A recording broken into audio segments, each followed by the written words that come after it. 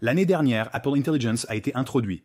Il incluait une nouvelle génération de Siri avec des fonctionnalités telles qu'une nouvelle animation d'écran, une reconnaissance vocale plus naturelle, un contexte conversationnel, une meilleure connaissance des produits, une conscience de l'écran, des actions dans l'application et un contexte personnel. Mais maintenant, nous savons que la seule chose qui fonctionnait réellement dans cette démo était l'animation colorée de Siri autour du bord de l'écran. Tout le reste était truqué. Les membres de l'équipe Siri ont été choqués par la démonstration, n'ayant jamais vu ces fonctionnalités sur un appareil de test. Cela signifie qu'Apple a menti sur ce que Siri pouvait faire, et ils ont croisé les doigts pour qu'à l'automne 2024, ils aient tout compris. Mais cela ne s'est pas produit. Ils ont plutôt retardé la mise à niveau de Siri jusqu'à fin 2025, voire 2026. Maintenant, vous penseriez qu'Apple aurait retenu la leçon après AirPower, un tapis de charge révélé en 2017, prévu pour être lancé début 2018, jusqu'à ce qu'il ne soit plus jamais mentionné jusqu'en 2019 lorsque Apple a officiellement annulé le produit. La leçon, ne présentez pas un produit qui n'est pas au point. Mais Apple a fait quelque chose d'encore plus grave avec Apple Intelligence. Ils l'ont annoncé aux côtés de leurs nouveaux produits. Avec l'iPhone 16, 16 Pro 16e, MacBook Air, iPad Air, MacBook Pro, Mac Studio, ils l'ont affiché sur tout ce qu'ils pouvaient, malgré le fait qu'ils savaient parfaitement qu'ils faisaient la publicité d'une fonctionnalité qui n'existait littéralement pas et qui ne le serait probablement pas pendant des années. Si cela semble illégal, c'est parce que ça l'est. Apple est actuellement poursuivi par le tribunal de district des États-Unis à San Jose, affirmant que la promotion des fonctionnalités d'Apple Intelligence retardée constituait de la publicité mensongère. Et il vaut la peine de souligner que cela est inhabituel pour Apple historiquement. L'iPhone original a été démontré en direct sans trucage, et Apple a rarement présenté de nouveaux produits ou fonctionnalités qui n'étaient pas prêts à être expédiés rapidement. Pourquoi Apple a-t-il modifié son approche avec Apple Intelligence dans Siri? C'est parce qu'ils subissent une pression énorme pour rattraper leur retard dans la course à l'intelligence artificielle.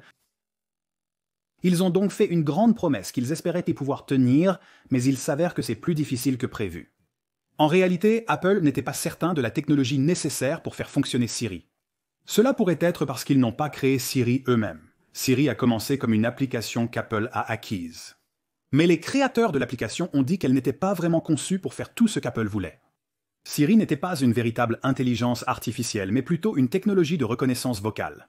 C'est pourquoi l'un de ses créateurs originaux a fondé une nouvelle entreprise, Vive, plus proche des grands modèles linguistiques actuels. Comme, par exemple, ChatGPT, qui fait paraître Siri archaïque en comparaison. Alors pourquoi Apple n'a-t-il pas simplement acquis une entreprise d'intelligence artificielle de pointe, comme Vive ou OpenAI, pour moderniser sa technologie de langage? Eh bien, c'est probablement parce qu'Apple croyait sincèrement en leur plan de développement pour Siri, ça n'a tout simplement pas fonctionné. Tout a commencé en 2018 avec John Giannandrea. Il était responsable de l'intelligence artificielle chez Google et était considéré comme le leader technologique le plus recherché de la Silicon Valley. Son intégration chez Apple semblait donc être une grande victoire pour l'entreprise. Il pensait que Siri pouvait être réparé en utilisant la même stratégie que Google pour créer leur assistant vocal intelligence artificielle, des données d'entraînement de qualité et un meilleur scrapping web pour les questions de culture générale. Mais ce n'était que des améliorations marginales, et Siri avait besoin d'une refonte complète, y compris de son équipe. Malgré les suggestions de nombreux employés d'Apple, Giannandrea n'a pas remplacé ni réorganisé la direction de Siri. L'un de ses leaders était Robbie Walker, qui est devenu le bras droit de Giannandrea au lieu d'être rétrogradé ou licencié. Walker dirigeait l'équipe Siri depuis 2013 et avait une mauvaise réputation au sein d'Apple, car il n'a jamais pris de gros risques ni établi de plans ambitieux pour Siri. En fait, ses plus grandes réalisations ont été de réduire le temps que Siri mettait pour répondre à une question et de supprimer « Hey » de la commande vocale « Hey Siri ». Pendant ce temps, l'assistant intelligence artificielle de Google se souvient des conversations précédentes, gère plusieurs commandes simultanément et répond aux questions compliquées sans rediriger les utilisateurs vers Internet. Walker a aussi empêché les ingénieurs d'utiliser de grands modèles de langage pour améliorer la compréhension de Siri sur plus de sujets. Au lieu de cela, il estimait que se concentrer sur la prochaine mise à jour incrémentielle de Siri était une utilisation plus importante des ressources.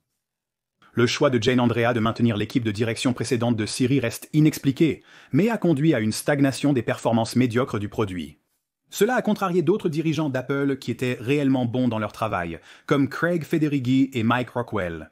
Federighi était responsable du logiciel tandis que Rockwell dirigeait le développement du casque Vision Pro d'Apple. Ils sont connus parmi les ingénieurs comme ayant des personnalités de type A exigeantes, tandis que Giannandrea était détendu et non confrontationnel. Lors des réunions, il privilégiait l'écoute, laissant Federighi poser la majorité des questions. Il avait également une approche très détachée de la gestion de ses employés, tandis que Federighi connaissait souvent plus de détails sur les projets logiciels que les ingénieurs qui y travaillaient.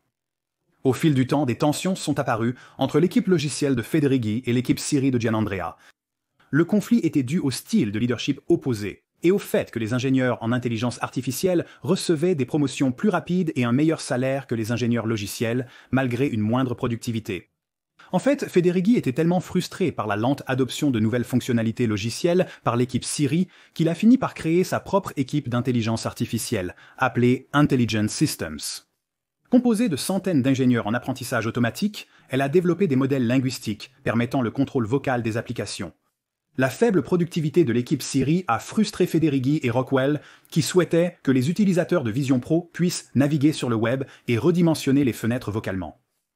Mais l'équipe de Gianandrea a fait très peu de progrès pour soutenir cette fonctionnalité, forçant le concept à être abandonné du produit final. Lorsque ChatGPT est sorti en 2022, l'équipe de Federighi a pris la technologie au sérieux et a immédiatement commencé à rechercher de grands modèles de langage pour améliorer l'expérience iPhone. Mais l'équipe de Gianandrea n'avait pas le même sentiment d'urgence. Au départ, l'équipe des systèmes intelligents a créé des démonstrations pour Federighi en utilisant les LLM d'OpenAI, montrant comment l'intelligence artificielle pouvait comprendre ce qui était à l'écran d'un utilisateur, reconnaître un discours plus naturel et gérer plusieurs commandes à la fois. Mais en 2023, Apple a demandé à ses ingénieurs de cesser d'utiliser des modèles externes pour les nouvelles fonctionnalités et de se fier uniquement à leurs modèles internes. Le problème était que la technologie d'Apple n'était pas aussi bonne que celle d'OpenAI. En même temps, Apple a subi la pression des actionnaires pour introduire leurs propres fonctionnalités d'intelligence artificielle puisque Siri avait déjà échoué à rivaliser avec les assistants vocaux d'Amazon et de Google, tandis qu'OpenAI avait placé la barre encore plus haut avec ChatGPT. Apple devait aussi inciter les utilisateurs à mettre à niveau leurs appareils, le matériel de l'iPhone, l'iPad et du MacBook étant devenu stagnant ces dernières années. L'ajout de nombreuses nouvelles fonctionnalités d'intelligence artificielle exclusives aux derniers produits rassurerait les actionnaires et stimulerait les ventes. C'est pourquoi le 10 juin 2024, Apple a décidé de mentir. Ils ont présenté une série de nouvelles générations alimentées par la nouvelle technologie d'intelligence artificielle d'Apple qui n'existait littéralement pas. Et ce mensonge a payé à court terme. Le prix de l'action Apple a bondi de 10% 2 jours après l'annonce, et ils ont pu faire la publicité de leur fonctionnalité de intelligence artificielle aux côtés des prochaines sorties de produits.